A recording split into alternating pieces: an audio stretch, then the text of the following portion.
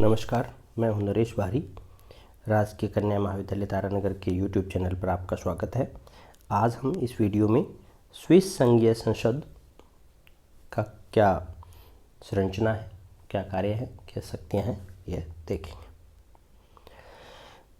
Swiss संघीय संसद सर्वोच्च विधायिका शक्ति है, वह संघीय संसद में निहित है। हमें पता है कि सरकार के 3 अंग होते हैं, उनमें जो विधायन का कार्य होता है वह कानून निर्माण का कार्य संसद में निहित होता है। स्विट्जरलैंड में भी सर्वोच्च विधायिका शक्ति संघीय संसद में निहित है। यह द्विसदनात्मक है। द्विसदनात्मक यानी 2 सदन है। जैसे भारत में संसद के 2 सदन हैं, लोकसभा और राज्यसभा। ब्रिटेन में house of lords and house of representative. America में house of representative and senates. वैसे ही स्विट्जरलैंड में द्विसदनात्मक व्यवस्था है और इनका नाम है हाउस ऑफ रिप्रेजेंटेटिव एंड सीनेट्स। अनुच्छेद 148 जनता के अधिकारों व कैंटनों के अधिकारों के प्रतिबंध के साथ साथ राज्य मंडल की सर्वोच्च शक्ति संघीय सभा में निहित है।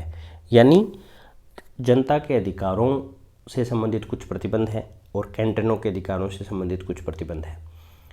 इनके साथ सर्वोच्च शक्ति है वह संघीय सभा में निहित है। केंद्रीय शासन में संसद को सर्वोपरि महत्व है। जो केंद्र का शासन है उसमें संसद को सर्वोच्च महत्व है, क्योंकि संसद को एक तरीके से सर्वोच्चता, संप्रभुता हासिल है। संसद का बनाया हुए कानून का कोई जुडिशियल रिव्यू नहीं होता। जैसे इंडिया और अमेरिका में संसद द्वारा बनाए गए कानून को जुडिशियल रिव्यू यानी न्यायिक पुनरीक्षण हो सकता है। न्यायालय ये देख सकता है कि यह कानून है वो संविधान के अनुरूप है या नहीं है। लेकिन स्विट्जरलैंड में संघीय संसद के द्वारा बनाए गए कानून का जुडिशियल रिव्यू नहीं होता। देखिए, स्विट्जरलैंड में कैंटनों के जो कानून हैं, कैंटनों के बनाए हुए कानून का जुडिशियल रिव्यू हो सकता है, लेकिन संघीय संसद का बनाए हुए कानून का जुडिशियल रिव्यू नहीं होता। स्विस संघीय संसद के दोनों सदनों को अमेरिका से भी अधिक मात्रा में समान अधिकार मिले हैं।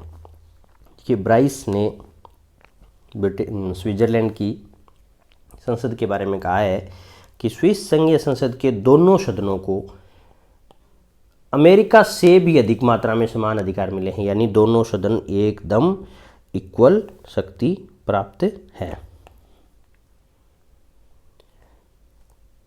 स्विस संघीय व्यवस्था में जो संसद है वह शासन का सर्वोच्च अंग है। जैसे कि यूके की पार्लियामेंट। जैसे ब्रिटेन का संविधान हमने पढ़ा था, तो हमने ब्रिटेन की संसद की सर्वोच्चता, ब्रिटेन की संसद की प्रभुत्वता के बारे में ये तक पढ़ा था कि ब्रिटेन की संसद सब कुछ कर सकती है।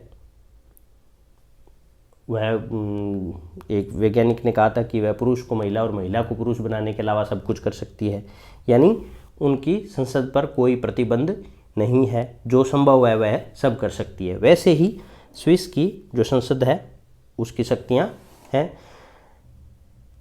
अगर हम इसकी तुलना अमेरिका की व्यवस्था से करें, जहाँ सेपरेशन ऑफ पावर है और चेक एंड बैलेंस है, तो वहाँ क्या है, तीनों अंगों की शक्तियाँ अलग अलग हैं।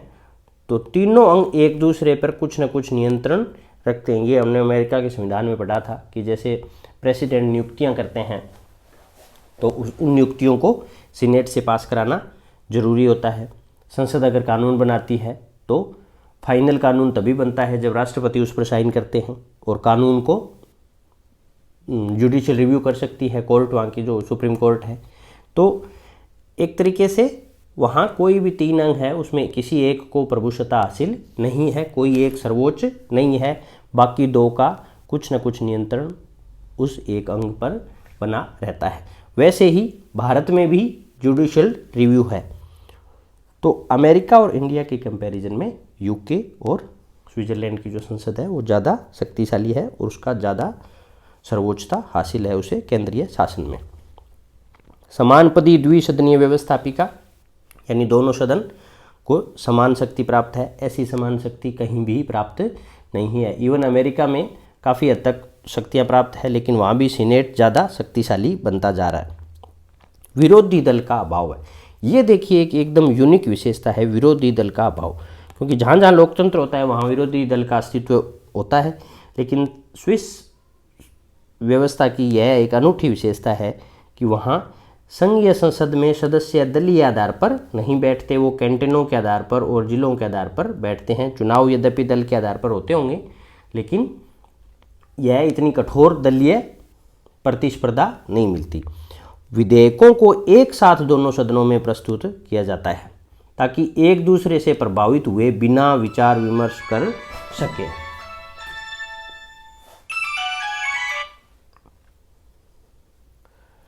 उच्च स्तर का वाद विवाद।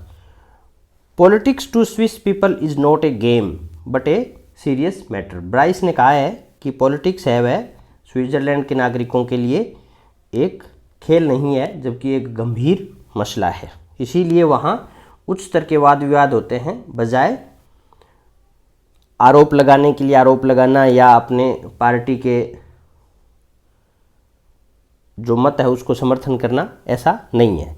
शांत और गंभीर वातावरण में होता है।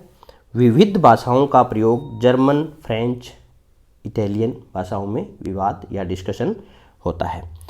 प्रतिनिधि सभा, जो लोअर हाउस है उसका नाम प्रतिनिधि सभा है। अनुच्छेद 149 में सदन की कुल संख्या 200 निर्धारित की गई है। प्रत्येक कैंटन एक निर्वाचन जिला होता है और अपनी जनसंख्या के अनुपात में प्रतिनिधि भेजता है।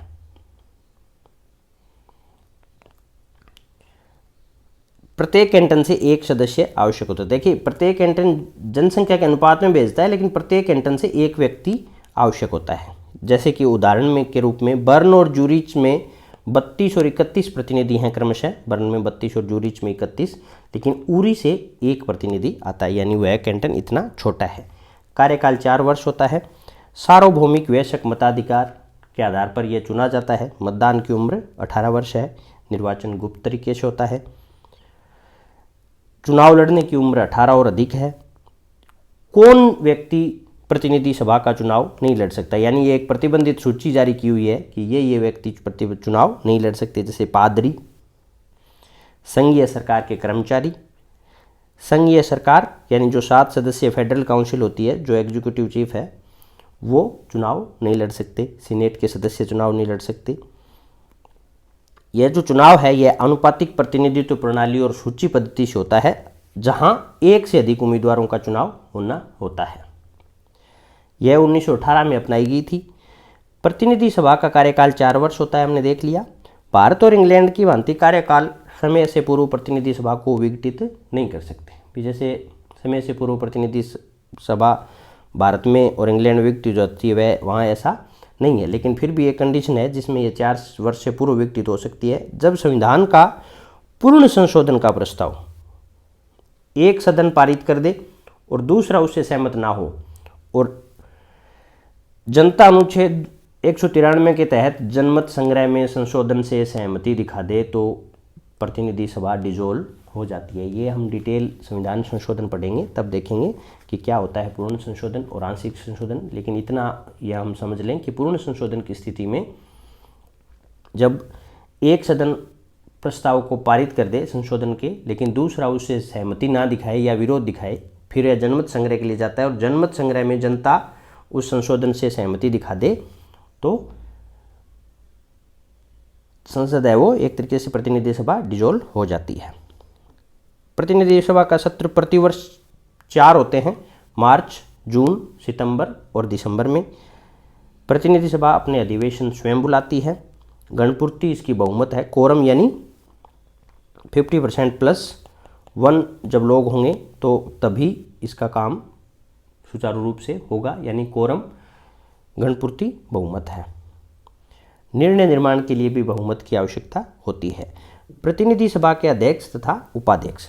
संविधान के अनुसार प्रतिनिधि सभा प्रत्येक सत्र के लिए अध्यक्ष और उपाध्यक्ष का निर्वाचन करेगी। संविधान में यह प्रावधान है कि प्रत्येक सत्र के लिए अध्यक्ष और उपाध्यक्ष का निर्वाचन करेगी और एक साल में 4 सत्र होते हैं। लेकिन यह परंपरा हो गई कि इनका निर्वाचन प्रति वर्ष किया जाता है और एक बार निर्वाचित होने के बाद अगली वर्ष वह व्यक्ति उस पद के लिए चुनाव नहीं लड़ता। साल में 4 होने चाहिए थे, लेकिन परंपरा ये हो गई कि 1 साल के लिए एक व्यक्ति बन जाता है और अगली साल वह चुनाव नहीं लड़ता। अध्यक्ष का कार्य जैसा अन्य सदनों में होता है, शांति व्यवस्था, कार्यवाही चलाना, अनुशासन आदि। सामान्य सदस्य अध्यक्ष होते हैं, वो सामान्य सदस्य के रूप में और निर्णायक मत दोनों तरीके से अपना मत दे सकते हैं। संयुक्त अधिवेशन की अध्यक्षता भी प्रतिनिधि सभा के अध्यक्ष करते हैं। अध्यक्ष को कोई वेतन नहीं मिलता। अध्यक्ष की अनुपस्थिति में उपाध्यक्ष अध्यक्षता करते हैं। वह न तो अमेरिकी प्रतिनिधि सभा स्पीकर की तरह शक्तिशाली है और ना ही ब्रिटिश स्पीकर की तरह गरिमा का स्वामी है, फिर भी यह पद महत्व का अवश्य है। अगर कंपैरिजन के रूप में हम देखें तो जैसे यूएस के प्रतिनिधि सभा का जो स्पीकर है वह एक पावरफुल पोस्ट है, शक्तिशाली पद है, और ब्रिटेन के स्पीकर की अगर देखें हम हाउस ऑफ जो कॉमन्स है उनका, तो वो बहुत ही गरिमामय पद है। एक बार के लिए स्पीकर, हमेशा के लिए स्पीकर, उनके विरोध में चुनाव नहीं लड़ते। तो ये जो बात है वह यहाँ के नहीं है, लेकिन फिर भी एक महत्वपूर्ण पद है। प्रतिनिधि सभा के सदस्यों को कोई वेतन, देखिए ये एक बड़ी अनूठी बात है कि जो चुन के सदस्य आते हैं उनको कोई सैलरी नहीं मिलती, सिर्फ वो जिस में बैठक करते हैं उस दिन का भत्ता मिलता है। वाद विवाद का जो स्तर है, जो सीले भाषण नहीं होते, क्योंकि जब पार्टी लाइन के इतनी कठोर प्रतिस्पर्धा नहीं है तो वहाँ वाद विवाद का स्तर ऊंचा रहता है। जैसा ब्राइस ने कहा था कि politics is not a game, it is a serious matter for Swiss citizen.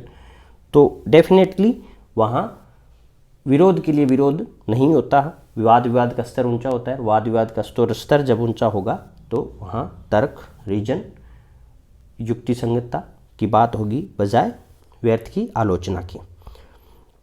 यहाँ लोग जो प्रतिनिधि हैं वो दलीय आधार की बजाय कैंटन तथा जिलों के अनुरूप बैठते हैं। सीनेट, सीनेट उच्च सदन का नाम है। पूरे कैंटन से 2 तथा अर्ध कैंटन से 1 प्रतिनिधि सीनेट के लिए निर्वाचित होते हैं। जैसे हमें पता है कि स्विट्जरलैंड में 20 पूर्ण कैंटन है और 6 अर्ध कैंटन है, तो 20 कैंटन से 40 और अर्ध कैंटन से 6 लोग हो गए, तो टोटल सदस्य संख्या हो गई 46। सीनेट के सदस्यों की चुनाव विधि है, इनका चुनाव कैसे होगा। हमने देखा कि प्रतिनिधि सभा का चुनाव प्रत्यक्ष रूप से होता है और 18 साल से अधिक व्यक्ति को मतदान करने की अधिकार प्राप्त है। तो सीनेट के सदस्यों के चुनाव कैसे होगा, यह विधि संविधान में निर्धारित नहीं की गई है। यह विषय कैंटनों की इच्छा पर छोड़ दिया गया है। इसी वजह से प्रत्येक कैंटन ने अपने प्रतिनिधियों की निर्वाचन प्रक्रिया, कार्यकाल और वेतन भत्ते अलग अलग निर्धारित कर रखे हैं। कुछ कैंटन प्रत्यक्ष तो कुछ कैंटन अप्रत्यक्ष रूप से चुनाव करके अपने प्रतिनिधि भेजते हैं। निर्वाचन के लिए योग्यताएं वही हैं जो प्रतिनिधि सभा के लिए हैं। हालांकि एक योग्यता एक्स्ट्रा है कि उस व्यक्ति को उस कैंटन का नागरिक होना चाहिए जहां से वह चुनाव लड़ रहा है। सीनेट के सदस्यों का वेतन और भत्ता, देखिए प्रतिनिधि सभा को वेतन और सैलरी नहीं मिलती, लेकिन भत्ता सभी के लिए समान है। यहाँ सीनेट के सदस्यों का वेतन और भत्ता है वह कैंटन की सरकार के द्वारा दिया जाता है, इसीलिए वह अलग अलग कैंटनों में अलग अलग है। इनका कार्यकाल निश्चित नहीं है। देखिए प्रतिनिधि सभा का कार्यकाल था 4 वर्ष। अधिकांश देशों में उच्च सदन का कार्यकाल फिक्स होता है। जैसे भारत में राज्यसभा के सदस्यों का कार्यकाल 6 वर्ष है, लेकिन स्विट्जरलैंड में जो सीनेट के सदस्य हैं उनका कार्यकाल निश्चित नहीं है, कैंटनों की इच्छा पर है। 14 कैंटनों में 4 वर्ष, 8 में 3 वर्ष और 6 में 1 वर्ष निर्धारित है। 2 कैंटनों में रिकॉल की व्यवस्था भी है। रिकॉल यानी मतदाता को चुने हुए प्रतिनिधि को वापस बुलाने का अधिकार होता है। अगर वह उनकी इच्छा के अनुरूप कार्य नहीं करता तो वह प्रतिनिधि को वापस बुला सकते हैं, यानी उसे चुने हुए प्रतिनिधि को वापस हटा सकते हैं। अधिवेशन प्रतिनिधि सभा के साथ होते हैं, वर्ष में 4 होते हैं। गणपूर्ति 46 में से 24 लोग। अध्यक्ष और उपाध्यक्ष, इनका भी निर्वाचन 1 वर्ष के लिए होता है। अगले वर्ष वही व्यक्ति उम्मीदवार नहीं बनता, जैसा कि प्रतिनिधि सभा के केस में होता है। एक ही कैंटन के दोनों पदाधिकारी नहीं होते। कार्य वही है जो प्रतिनिधि सभा के अध्यक्ष और उपाध्यक्ष के हैं। अर्थात अध्यक्ष और उपाध्यक्ष की भूमिका वही है कि बहुमत के अत्याचार के विरुद्ध अल्पमत की रक्षा।